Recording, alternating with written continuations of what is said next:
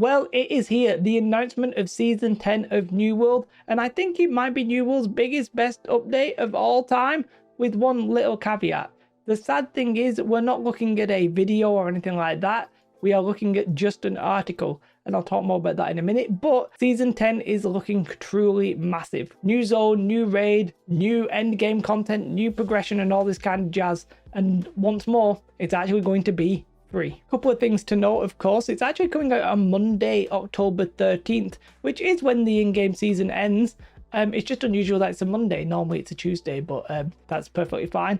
And it's actually going to be free, yes, free, for all of New World Eternal players.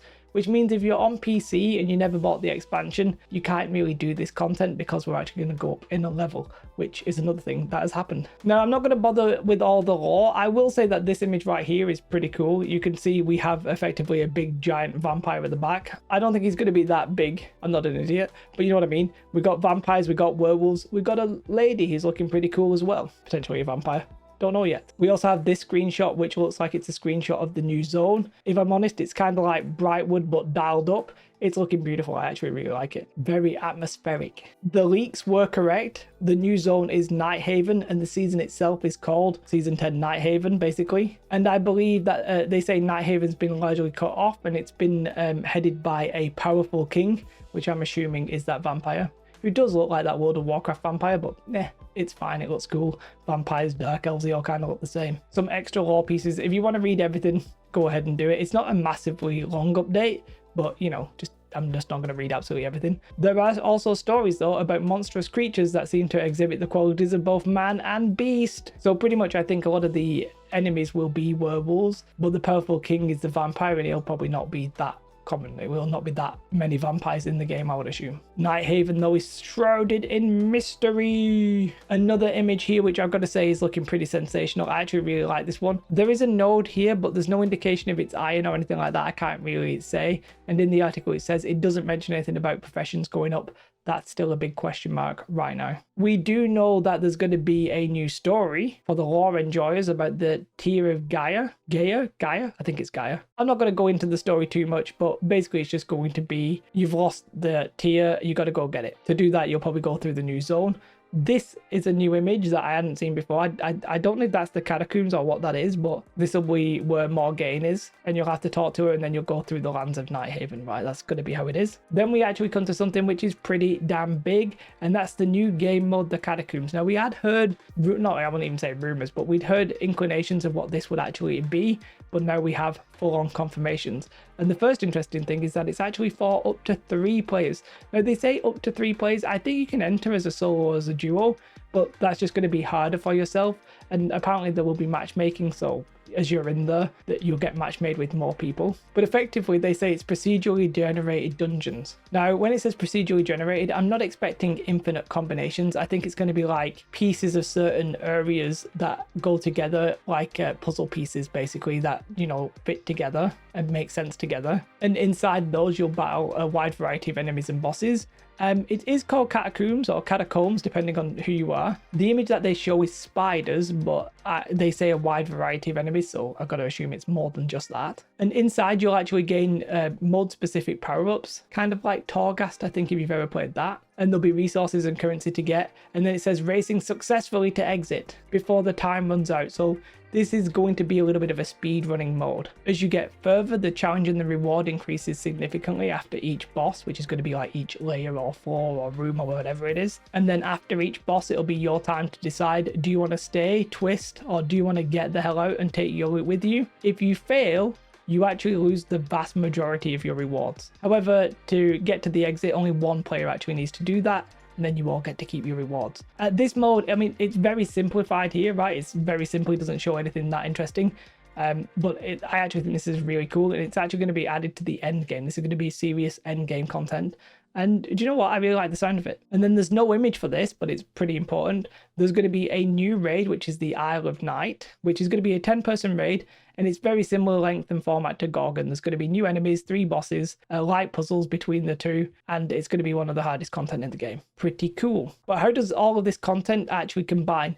And this is where it gets a little bit complicated. The end game is getting reworked, and the first couple of things to note is that we are going up in level cap to level 70, so we're going from level 65 to 70, and the gear score is going from 725 to 800. Okay, sounds good. The PvP mode's going to scale to 775, by the way, just in case you were wondering. But along with that are some actual massive changes to gearing. Now, it is a little bit complicated to explain, but I'm pretty sure I kind of understand it relatively well at this point. So they have these perk charms, set bonuses, umbrals, infix perks, an attribute change, and then some perk design. And we'll go through it in order, but actually some of this is going to work combined. Right, so for example, gear is changing, right? So instead of having prefix perks, what's going to happen is there's going to be this thing called perk charms. And instead of just having one customizable gem slot, some gear now is going to have up to 4 empty sockets, and you'll install new perks into them, and these are called charms. Now, the charm socket and the charms themselves have 3 different types, so defensive, offensive, and skill types.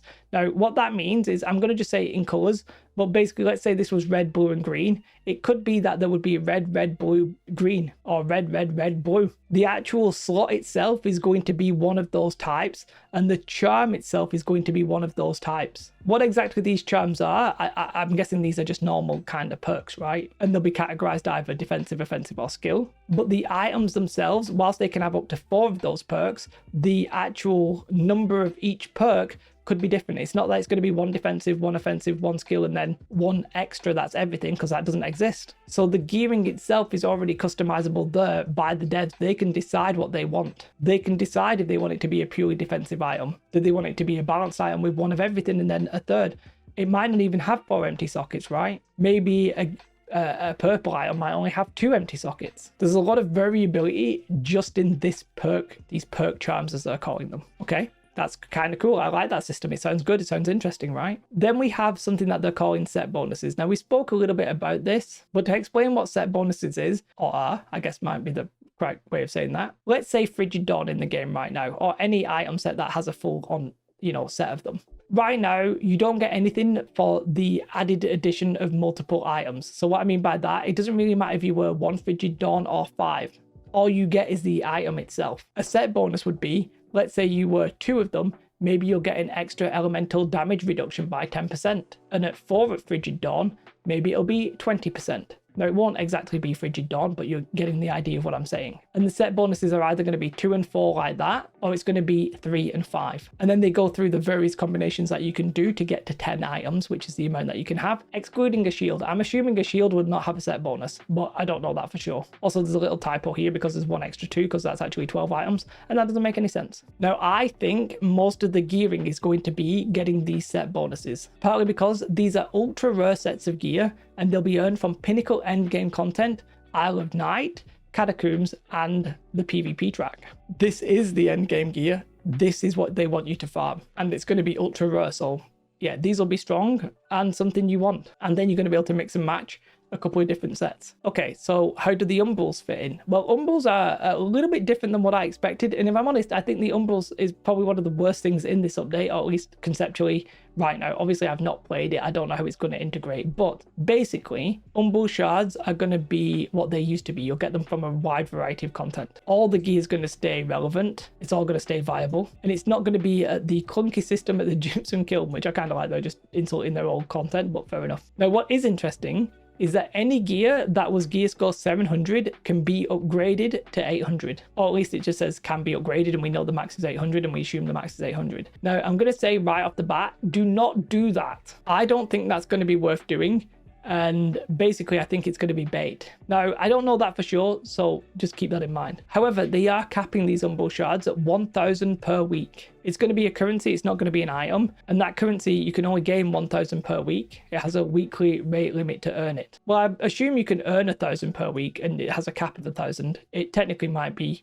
it's a cap of 1,000 and you can only earn 500. It doesn't actually technically say that, but basically you're not going to be able to just get lots of this and spend it. You're going to have to do it over time. Now, they say they'll keep the value. A lot of people are not going to like the fact that this is just straight up a time gate, right? A lot of people are just going to be like, that's time gated, I don't really like it. I don't really mind time gates conceptually. Practically, I'm not really bothered about that. But yeah, it's a bit of a, this is a little bit of a yikes for me.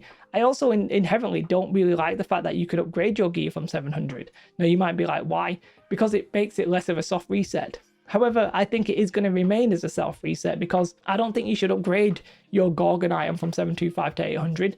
One, we don't know the cost. And two, I think that's kind of like short-term bait, especially considering it's capped. I think what you're probably going to want to do is get a set bonus item, which let's assume it doesn't drop at 800 gear score. Maybe it'll be like 775, and then you'll want to upgrade that. You'll actually want to upgrade either something that's got these new perk charms, or you'll want to upgrade the new set bonus items. You know, I don't think you're going to want to do your old stuff. And actually, there's something important regarding your old stuff as well, which basically there's going to be a complete change to the attributes, and what's happening is that there are no longer perks which increase attributes. Now what does this mean? Basically any item, let's say Frigid Dawn, anything, if it had Magnify on it, if it had 35 strength, that's all going. No item in the game right now is going to have attributes on the item itself. They're all being replaced. And actually if you read here, the attribute perks on existing gear are being replaced with other perks of relatively low power. Basically, they're putting a trash perk on it so that it's not overpowered and bis. And what's happening to the perks, you might say?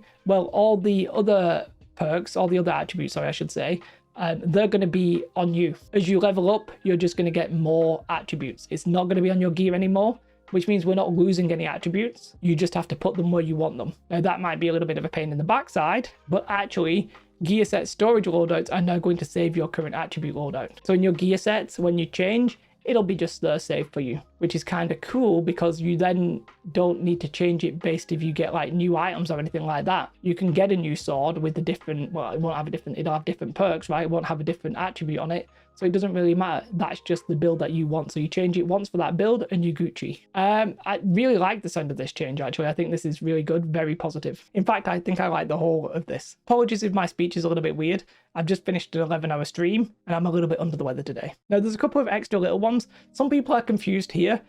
I don't think they're really talking about artifacts much in this entire article. And some people are thinking that these infix perks are replacing artifacts. I don't think they are. So what they do say is that there will be unique gear pieces with powerful and rare perks called infixes. What I think that means is you may be familiar with the worm boots. I think they've got like keen speed on it or whatever it is. Basically, illegal combinations, an item that having a perk that it wouldn't normally be able to, and maybe a combination of perks that it wouldn't normally be able to have, they're still going to exist. Now, some people are saying, well, they're artifacts. I don't necessarily think they are. I think it's like the worm boots and stuff like that. And they say it will function similar to how unique perks on artifacts work. It doesn't say that this is the new artifact system. I think artifacts are staying effectively as they are. Keep in mind that they can be upgraded to 800, assumingly you've got them at 700, which you would have because that's what you get them at. The only thing that might happen to artifacts is that they get like perk charms instead of prefixed attributes, or they may have some perks removed. They may have these perk charm slots added. We don't know. They might not, right? They might actually just stay as they are and not be that interesting. And it might mean you actually want the set bonuses rather than the artifacts. Maybe that choice will be a lot more closer than we think. Maybe you'll just want set bonuses, or maybe you will want artifacts. There's actually enough combinations here that you can do. You can get to 7, 8, 9, 10. So you can have artifacts or not, and have more set bonuses if you don't. Kind of an interesting system. The other thing that they mention when it comes to perks is that they've basically done a complete sweep through all of the perks, and they've made some structural changes. Now they say that they've made some effort basically to remove must-have perks. They want to make it more conditional and thoughtful, and they've removed the must-have perks. The vibe I'm getting here is that Hearty is probably gone, because they actually say, you know, we don't like the ones that simply reduce or simply increase damage, stamina, and cooldown reductions and stuff like that without drawbacks. This is very vague right now. We don't know any more than that. They'll probably tell us more in a dev video. This image here, I actually think is probably well, it looks like a render. It doesn't look like it's in-game, but it looks like it's going to be the new Outpost Rush map. The new Outpost Rush map we'd already seen like some weeks of. We've seen some like 3D renders. It's going to be called The Tower. This is literally just all like kind of fluff, but basically there's going to be 3 levels, same number of capture points and stuff like that. There's going to be jump pads and strategic pathways and stuff like that. There's going to be up in the tower, down on the ground, and then below. There's also an image of a werewolf, which we'd already seen. Some people are annoyed that it only has like 3 fingers. I literally just don't give a crap. And then some important news actually is that the preview is going to be September 23rd to the 30th for the new Outpost Rush map. So we're going to get to play it, which I'm very excited about. And that's actually next week. Then they say there's going to be a developer video going in depth on Season 10 in early October, which kind of wild, really, when you think about the fact that it's actually coming out on the 13th of October, but the dev video is coming out then. And in general, I'm a little bit annoyed by the way they did it. Like, I really like what we see, right? Let me be clear. I think season 10 is going to be, well, it's looking like it might be the biggest, the best update that New World's had, possibly ever, and it's free. Like, that is a great starting point, great selling point, progression rework, Catacombs, new raid, etc. Really cool. I don't really get why it's not a dev video. Like, I feel like we had a dev video for season 9, season 8, season 7, season 5, season 4, 2 and 1. Even Brimstone had one, right? It's kind of weird to have like such a cool update just be a web article. Now, there's a couple of extra images that are around. Massively OP had this image and this one. So maybe there's going to be some articles with new information and stuff like that. But I just kind of think not having a video is a bit of a misstep. I don't know why you would do it. It just seems kind of wild to me. But it's the way they did it. I don't want to take it away because I don't want to take anything away from season 10 because I really do think it's looking pretty damn sick. Vampires, werewolves. I like the vibe. Not a big fan of whatever the hell this wolf has around its neck with these spikes and this weird collar, but other than that, I think it's cool. I really like the system potentially. They sound really cool. I'm very excited. I'm really excited. Just kind of wish we had some footage to actually have a look at, see it in game. I think that would have been really cool. Not necessarily even a cinematic trailer, just an in-game trailer. In a way, it sort of feels like they're trying to downplay it, which I don't get. I don't know why they would do that because it looks really good and it's free. Like, it's literally free. It's free. As long as you've bought the expansion or if you're on console, you already have New World Eternum, then it's free. You can just play it on October 13th. Pretty damn huge. One thing we can say about New World, I think, is that, you know, at times the game's had issues and you know, whether or not it's been worth playing for some people is a question. But the value of the game has been incredible. If you played from the PC launch, you bought the PC version for $30, bought an expansion for, like, I don't know, $30, you're pretty much going to have 5 years worth of content. Kind of crazy. A couple of things have been omitted from this that, well, people are expecting. Daggers are coming in season 11 or beyond, right? Or beyond season 10. There's a lot of stuff from the roadmap that isn't here. That'll come. There might even be stuff that's actually in there that's not in here. For example, the customizable HUD. But anything that was in the in beyond section, I wouldn't expect. Anyway, I think it's big. I like it. Let me know your thoughts. Have a most beautiful day. Like and subscribe. Goodbye.